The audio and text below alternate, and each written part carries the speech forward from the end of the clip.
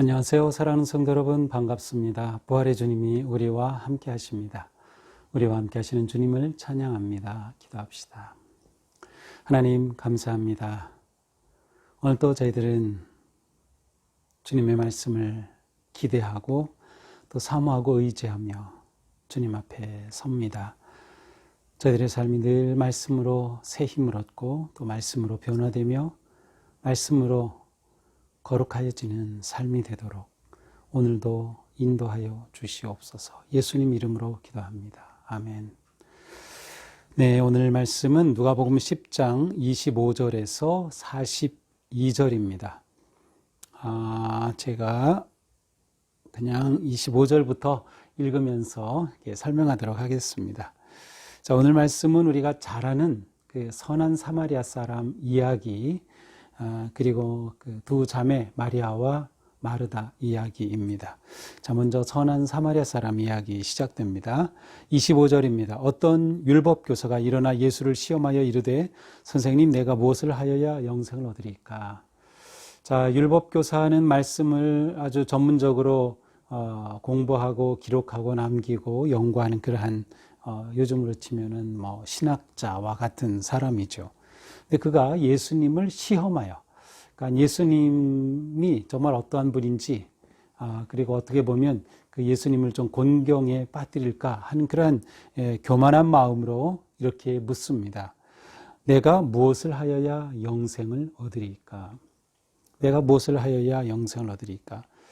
당시 이 율법 교사들뿐만 아니라 이 사람들은 어떻게 무엇을 해야 영생을 얻을까 하는 것이 굉장히 중요한 이야기거리였고요. 그리고 저마다 이것을 해야 영생을 얻는다, 이것을 해야 구원을 얻는다, 뭐 그러한 주장들이 있었습니다. 그때 만약에 예수님이 이것을 해야 된다라고 한마디를 하셨다고 하면 얼마든지 그것에 대한 반박하는 말들을 할 수가 있는 그런 상황이었죠. 자, 그런데 예수님의 대답은 전혀 다른 말씀으로 대답하십니다. 예수께서 이르시되 율법에 무엇이라 기록되었으며 네가 어떻게 읽느냐? 자, 율법에 뭐라고 기록되었느냐? 내게 묻기 전에 내가 율법 교사지. 그렇다면 율법에 기록된 것이 무엇이지? 그리고 내가 그것을 또 어떻게 읽었느냐? 라고 묻습니다. 그러자 그가 말하죠. 내 마음을 다하여 목숨을 다하며 목숨을 다하며 힘을 다하여 뜻을 다하여 주 너의 하나님을 사랑하고 또 내 이웃을 내 자신과 같이 사랑하라 하였나이다. 마음과 목숨과 힘을 다해서 하나님을 사랑하고 이웃을 사랑하라고 율법에 말씀했습니다. 자, 이 율법 교사의 대답은 정확한 대답이었습니다. 성경의 모든 율법을 요약한다면 하나님 사랑과 이웃 사랑으로 요약할 수가 있죠. 또 예수님도 그렇게 율법과 선지자의 대강령을 요약하신 적이 있으셔요. 그러니까 이 율법 교사의 답은 아주 정답이라고 할 수 있어요. 자, 그런데 문제는 이렇게 생각과 머리로 하는 지식이 아니죠. 예수님이 말씀하십니다. 내 답이 옳다. 내가 정답을 말했구나. 그렇다면 내가 이거를 행하라. 이를 행하라. 그러면 살리라. 네가 영생을 어떻게 해야 얻느냐고 물었지. 내가 율법을 알고 있잖아. 그 율법대로 행하면 돼. 이렇게 하면 된다라고 말씀하신 거죠. 그러자 이 사람이 좀 으쓱해졌어요. 그래서 자기를 옳게 보이려고 예수님께 묻습니다. 그러면 제 이웃이 누구입니까? 자, 그러자 예수님이 한 이야기를 들려주십니다. 유명한 선한 사마리아 사람 이야기죠. 이제 어떤 사람이 예루살렘에서 여리고로 내려갑니다. 근데 가다가 강도를 만났어요. 이 강도가 이 사람을 그냥 때려서 거의 죽을 정도까지 때렸어요. 물건을 다 빼앗고 옷을 벗기고 거의 죽게 된 채로 버려두고 이제 가버렸습니다. 그런데 마침 제사장이 그 곁을 지나다가 이 강도 만난 사람을 보았어요. 보니까 이 사람이 피를 흘리고 있습니다. 이것을 보고 그냥 지나갔습니다. 또 얼마 후에 한 레위 사람이 지나갑니다. 근데 이 레위 사람도 그 사람이 신음소리를 했겠죠. 가서 보더니 그냥 피하여서 지나갑니다. 상식적으로 있을 수 없는 일이죠. 어떻게 강도 만난 사람을 보고 그냥 지나갑니까? 그러나 이렇게 그냥 지나간 제사장과 레위 사람을 좀 우리가 이해하는 측면에서 본다면 아마도 이 제사장은 예루살렘에서 내려간다라는 것을 보면 그 당시 이제 제사장은 전부 24조로 이렇게 조직이 되어서 한 조가 2주간씩 예루살렘 성전에서 봉사를 하게 되어 있습니다. 그러니까 이 사람은 아마도 성전 봉사를 끝내고 가는 중이라고 볼 수 있어요. 물론 예수님의 이야기이지만 그래서 이제 예루살렘에서 이제 살던 곳으로 가다가 만난 거죠. 이렇게 피를 흘린 사람을 만나고 만지면 이 사람은 그 정결 예법에 따라서 좀 부정해지는 거죠. 이렇게 부정해지면 불편하죠. 일상의 그 삶을 살지 않고 어느 기간 동안 지키면서 자신을 정결하게 해야 되니까 말이죠. 레위인, 아마도 레위인은 성전에서 봉사하는 사람인데 특별히 이렇게 제사장을 도와서 봉사하니까 아마도 이 레위인은 앞에 갔던 제사장을 도와주었던 사람일 수도 있어요. 어쨌든 그러나 이 레위인도 역시 자신의 몸이 이로 인해서 불결해질까 봐 아마도 종교적인 이유로 그냥 지나친 것이 아닐까 생각합니다. 그냥 이게 도덕적이고 양심적인 이유라면 그것은 이유가 될 수 없겠죠. 그래서 이러한 그 종교적인 이유로 그냥 지나간 것 같습니다. 자, 그런데 그곳에 어떤 사마리아 사람이 여행하는 중에 지나가다가 보더니 불쌍히 여깁니다. 자, 여기서 어떤 사마리아 사람이라는 것이 중요해요. 사마리아 사람. 자, 앞에서 지나간 제사장 레위인들은 유대인이죠. 또 유대인 가운데서 그 종교적인 일에 종사하는 그러한 종교인이었죠. 이런 특별한 구별된 특권층이라고도 할 수 있어요. 그런데 이들이 그냥 지나쳤지만 사마리아 사람이 다가왔어요. 사마리아 사람은 그 당시에 이스라엘 사람들이 아주 천대하고 멸시하던 사람들이에요. 그러니까 사마리아 사람 하면 이것 자체가 욕일 정도였어요. 그런데 이 사람이 이 상황 가운데 불쌍히 여깁니다. 그리고 가까이 가서 기름을 붓고 포도주를 상처에 부어 소독해야죠. 그리고 쌈에서 자기 짐승 나귀에 태워가지고 주막으로 데려가서 돌봐줍니다. 그리고 그 이튿날에 이 주막 주인에게 데나리온 2개를 주면서 이 사람을 좀 돌봐주십시오. 비용이 들면 내가 돌아올 때 갚겠습니다. 라고 말합니다. 어쩌면 이 주막 주인과는 좀 안면이 있는 사이인지도 모르겠어요. 이렇게 만약에 돈이 더 들면 돌아올 때 다시 갚겠습니다. 라고 말해 줍니다. 자, 예수님이 이렇게 말씀하시고서 묻습니다. 이 세 사람 중에 제사장, 레위인, 사마리아 사람 중에 누가 강도 만난 자의 이웃이 되겠느냐? 그러자 이 율법교사가 말합니다. 자비를 베푼 사람입니다. 예수님이 대답하시죠. 너도 가서 이와 같이 하라. 너도 가서 이와 같이 하라.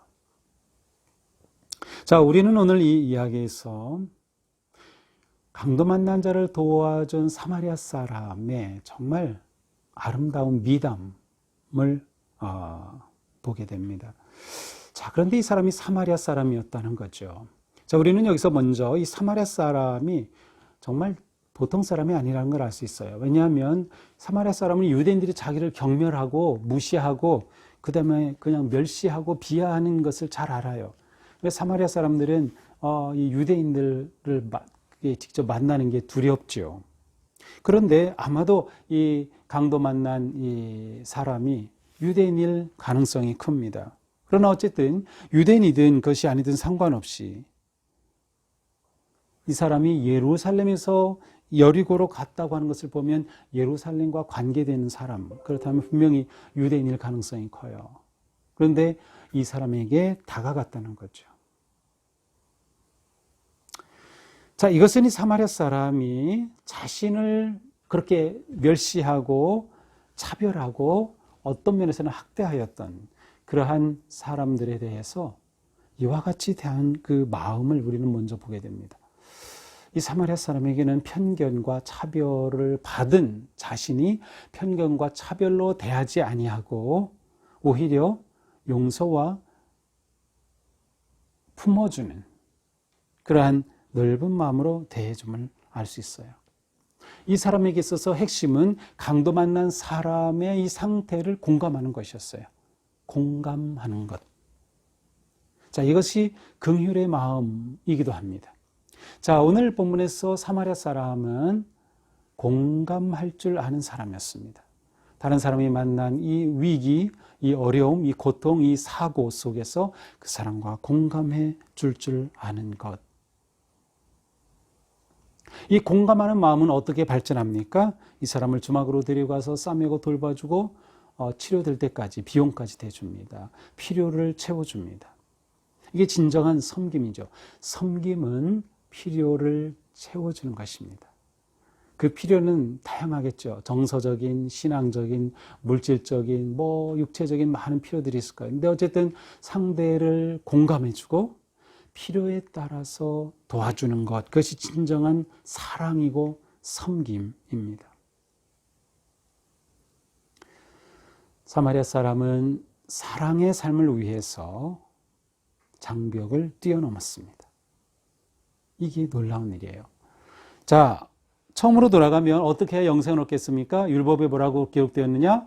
하나님 사랑, 이웃 사랑입니다. 좋아, 그러면 그렇게 해라. 누가 제 이웃입니까? 이 스토리가 나왔어요. 그러니까 결국 초점은 하나님을 사랑하고 이웃을 사랑한다는 사랑이란 무엇인가 하죠. 이웃을 사랑해야 된다. 누가 제 이웃입니까? 이게 진짜 이웃이다. 이게 진짜 사랑하는 거다. 라는 것을 예수님은 보여주시는 거예요. 자, 진정한 사랑의 삶은 바로 공감할 줄 알고 필요를 채워줄 줄 알며 장벽을 뛰어넘을 수 있는 용기가 바로 사랑입니다. 우리에게 이런 용기가 필요합니다. 장벽을 넘어서야 합니다. 그것이 나를 향한 고통과 상처였다 하더라도 그것을 넘어설 수 있는 것이 진정한 사랑이라고 할 수 있습니다. 자, 여기서 중요한 것은 무엇입니까? 누가 제 이웃입니까? 이렇게 물었죠. 그런데 예수님의 물음은 거꾸로 물었어요. 누가 강도 만난 자의 이웃이 되어 주었느냐? 이것이 오늘 말씀에서 아주 중요한 포인트가 됩니다. 질문을 바꾸는 것입니다. 누가 내 이웃이지? 누가 나를 도와주지? 나와 함께한 사람이 누구지? 이것을 묻기 전에 내가 누구의 이웃이 되어줄까를 묻는 것이죠. 누가 강도 만난 자의 이웃이 되어주느냐라고 예수님이 물으신 것처럼 말이죠. 우리는 먼저 내가 누구의 이웃이 되어줄까를 물어봐야 합니다. 지금 햇살이 들어와가지고 아주 신비로운 화면이 지금 펼쳐지고 있네요. 제가 문득 보니까 말이죠. 사랑의 메시지에 아주 사랑의 햇살인 것 같습니다. 네, 그렇습니다. 바로 이것이 사랑의 모습이라고 할 수 있습니다. 자, 이제 뒤 이어서 또 다른 이야기 하나가 나오죠. 마르다와 마리아 이야기입니다. 이제 예수님과 제자들이 이제 길을 가다가 한 마을에 들어가셨더니 바로 그곳에서 마르다라고 하는 여인이 나와가지고 예수님을 막 영접합니다. 또 마르다에게는 마리아라는 동생이 있었어요. 근데 예수님이 그 집에 가셨는데 이 마리아 동생은 예수님 무릎 아래 앉아가지고 예수님이 하시는 그 말씀을 듣는데 정신이 없어요. 그 말씀을 듣고 있어요. 그런데 언니 마르다는 아마 책임감도 있고 하겠죠. 예수님을 잘 대접하는 게 너무 더 중요했어요. 그래서 예수님을 대접하기 위해 준비하느라 너무도 분주했어요. 근데 자기는 이렇게 바쁘게 일하는데 가만 보니 자기 동생은 예수님 그 발치에 앉아가지고 그냥 편안히 말씀만 듣고 있거든요. 그러니까 이 마르다 마음에 문득 괘씸한 생각이 들었는지 나 혼자만 이렇게 힘들게 일해 하는 생각이 들었는지 예수님에게 부탁을 합니다. 주님, 제가 이렇게 열심히 분주하고 있습니다. 저 혼자 이렇게 일하고 있는데 주님, 그 마리아에게 좀 말씀해 주세요. 그래서 나를 좀 도와주라고 해주세요. 이렇게 예수님께 부탁합니다. 아니, 자기가 직접 마리아 나 좀 도와줘 이렇게 하면 좋을 텐데 아마 마리아가 너무도 집중했는지 아니면 처음에 마르다가 눈치를 줬지만 마리아가 언니 말을 듣지 않았을 가능성이 더 커요. 그러자 예수님께 직접 부탁하는 거죠. 좀 제 동생 보고 저 좀 도와주라고 해주세요. 그런데 예수님이 이렇게 말씀하셔요. 마르다야, 마르다야, 내가 많은 일로 염려하고 근심하나 내가 그 일을 하느라고 이렇게 근심하고 있구나. 몇 가지만 하든지 혹은 한 가지만 해도 족하다. 마리아는 이 좋은 편을 택하였으니 빼앗기지 아니리라. 마리아가 지금 택한 거는 좋은 거 택했어. 이거 빼앗기지 않을 거야. 오히려 마리아 편을 들어 주십니다. 자, 보통 오늘 말씀을 보면서는 마르다와 마리아 중에 누가 더 훌륭하냐, 무엇이 더 중요하냐 많이 그렇게 물었습니다. 물론 이 말씀을 통해서 주님의 말씀을 듣는 것이 어떤 육체적인 무엇을 하는 것보다 더 중요하다 이렇게 해석할 수도 있어요. 그런데 이 말씀을 보면서 우리는 한편 이렇게 생각해 볼 수도 있습니다. 마리아는 선한 편을 선택한 겁니다. 이 좋은 편을 선택하였으니 이 믿음의 삶에서는 선택의 지혜가 아주 중요합니다. 어느 편을 선택하느냐. 그런데 그것이 바른 선택일 경우에는 그 한 가지만으로도 족하다는 거예요. 하나를 잡으면 다 잡을 수 있는 거예요. 그러니까 지혜로운 선택은 그것을 잡으면 다 잡을 수 있는 그것을, 그 하나를 선택하는 것이죠. 이 하나를 선택한 사람은 행복한 사람입니다. 우리가 분주하게 많이 살아가죠. 그리고 우리의 삶은 정말 우리에게 필요한 것입니다. 오늘 말씀을 보면서 예수님을 접대하는 거 중요하지 않다, 식사 준비하고 일하는 거 중요하지 않다, 그렇게 볼 수는 없어요. 그건 다 중요한 겁니다. 이날 마르다는 예수님과 일행들을 잘 대접했을 겁니다. 그것이 또한 예수님의 복음 사역을 가능하게 했던 것이기도 하죠. 근데 우리가 살아갈 때 어느 편을 선택하느냐가 매우 중요하다. 좋은 목적을 가지고 좋은 뜻을 위해서 좋은 것을 선택하는 삶, 그리고 그 하나에 집중하는 삶, 그것이 우리가 지혜롭게 살아가는 삶의 모습이다라고 생각하게 됩니다. 본질을 잡으면 되는 거예요. 핵심을 잡으면 되는 거예요. 그것이 마리아에게는 바로 말씀이었어요. 그는 그것을 잡았고 예수님은 좋은 편을 선택했다. 그거 뺏지 말라라고 말씀하셨던 것이죠. 오늘 하루 사는 동안에 우리에게 이러한 지혜가 있어서 좋은 편을 선택할 수 있으면 우리의 하루가 더 복된 하루가 되리라고 생각합니다. 자, 오늘 말씀 가슴에 새기면서 내가 누구의 이웃이 되어줄까? 한번 이렇게 질문을 한번 바꿔보면 어떨까요? 그리고 내가 지혜로운 하나의 선택을 하는 삶을 위해 주님께 기도하면서 오늘 저에게 이 지혜를 주옵소서. 주님과 함께 승리하는 하루가 되기를 축복합니다. 기도합시다. 주님 감사합니다. 저희들이 살아가는 삶에 가장 중요한 것은 주님을 사랑하고 이웃을 사랑하는 사랑의 삶임을 다시금 깨닫습니다. 진정한 사랑이 무엇인지 선한 사마리아 사람의 이야기로 깨우쳐 주신 주님 감사합니다. 정말로 저희들이 사랑의 삶을 위해서 편견을 뛰어넘고 장벽을 뛰어넘을 수 있으며 무엇보다 공감할 줄 아는 능력을 우리에게 더하여 주시옵소서. 또한 우리가 질문을 새롭게 하게 하여 주옵소서. 누가 내 이웃이냐를 묻기 전에 내가 누구의 이웃이 될까를 물으면서 주님의 말씀에 순종하는 사랑의 삶 살아가도록 도와주시옵소서. 오늘 저희들의 삶이 가장 좋은 것 그 하나를 선택할 줄 아는 삶, 그래서 복되고 거룩한 하루가 되도록 인도하여 주시옵소서. 예수님 이름으로 기도합니다. 아멘.